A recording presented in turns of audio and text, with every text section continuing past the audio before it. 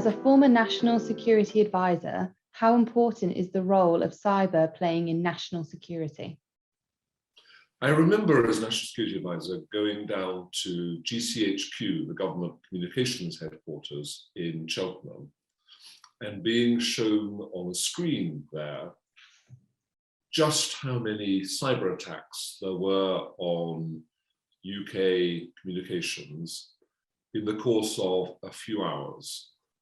And it was extraordinary and shocking to see just how much of this was going on.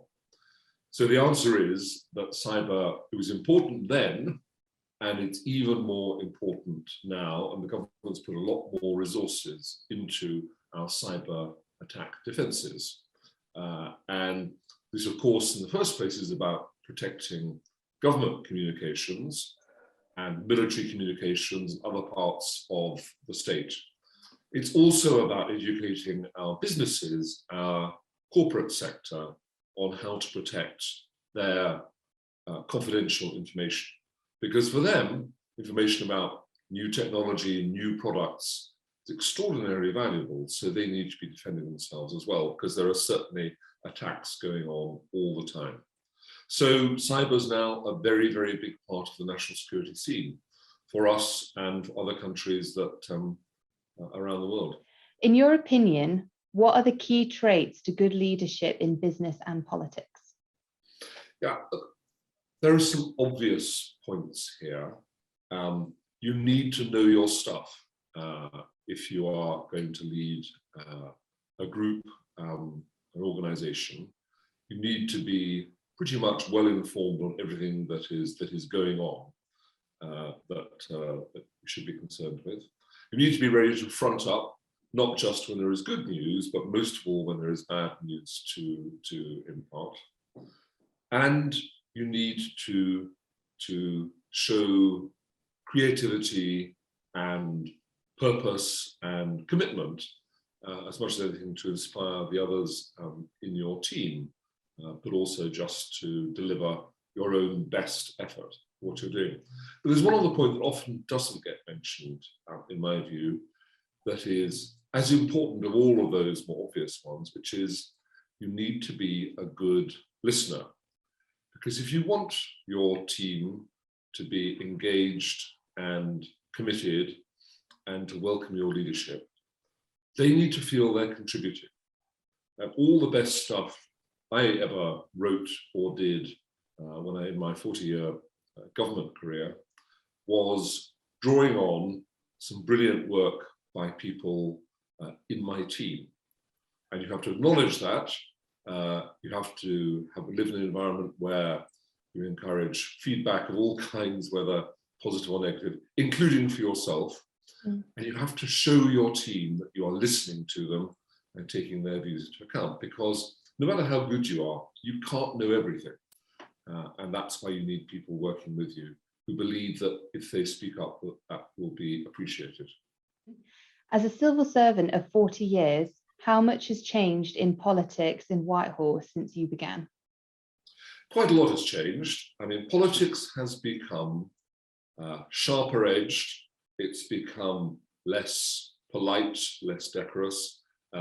It's become more adversarial, I think. I think senior civil servants, the top positions around Whitehall, are now face much more public exposure than they used to.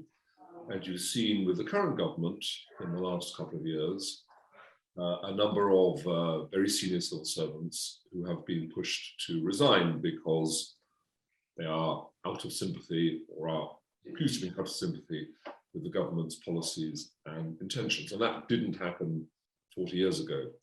But the single biggest change is in the media landscape. I was in the press office in the Foreign Office very early in my career, back in the late 1970s. I'm that old. And in those days, there was ITV and BBC and the national newspapers, and that was it. Nowadays, you have a multiplicity of TV channels. You have these news channels, 24-hour news channels competing with one another. And you have social media out there. which also has massively changed the media landscape. So the pressure now from the media is much more intense than it used to be. The news cycle is 24 hours, 7 days a week. And the pressure that comes from them for instant government reactions to almost any significant event around the world is really, really intense. And let me tell you, my experience is that having to respond or react instantly to some event somewhere before you fully understood what is going on or its all its ramifications doesn't make for good policy. So it just makes things a lot more difficult. You've been in the room with some of the most important global conversations. What are the key factors needed for good negotiations? The obvious one is to know your own brief, to know clearly what your objectives are, what's acceptable, what's not acceptable, to have a clear negotiating plan so you don't put out your bottom line in the first few minutes, to have an idea how you're going to get to where you intend to go. But clarity about your objectives is the single most important thing in all of that. But the other thing that you really, really need to know is you need to understand what your negotiating partner or negotiator opponent, however you want to put it, what their objectives and interests are, what they need, what they're looking for, try and have the best possible estimate of their bottom line, and also need to understand the politics or the economics or the security concerns that has pushed them towards wanting these things. In other words, what are the underlying reasons for their negotiating objectives? Because sometimes you can find ways through which may not be exactly what they're looking for, which still meet their bottom line objectives there. So I say it's both about knowing what you want, but also understanding as much as possible what the other side wants. Do you ever believe the geopolitical landscape is a good place currently, and what can be done to make it better? I have to be frank here and say that I don't think the geopolitical landscape is in a good place. I think the world is as uncertain and as troubled and as dangerous as it has been at any point in the last 40 years.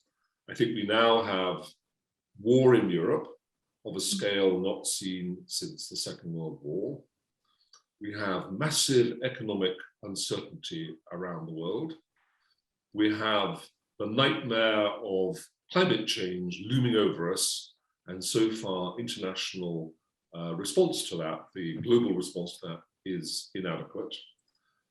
And I think we're also seeing the stalling of globalization. Globalization is in some people's minds a bad thing, but the reality is it has brought unprecedented global prosperity over the last few decades.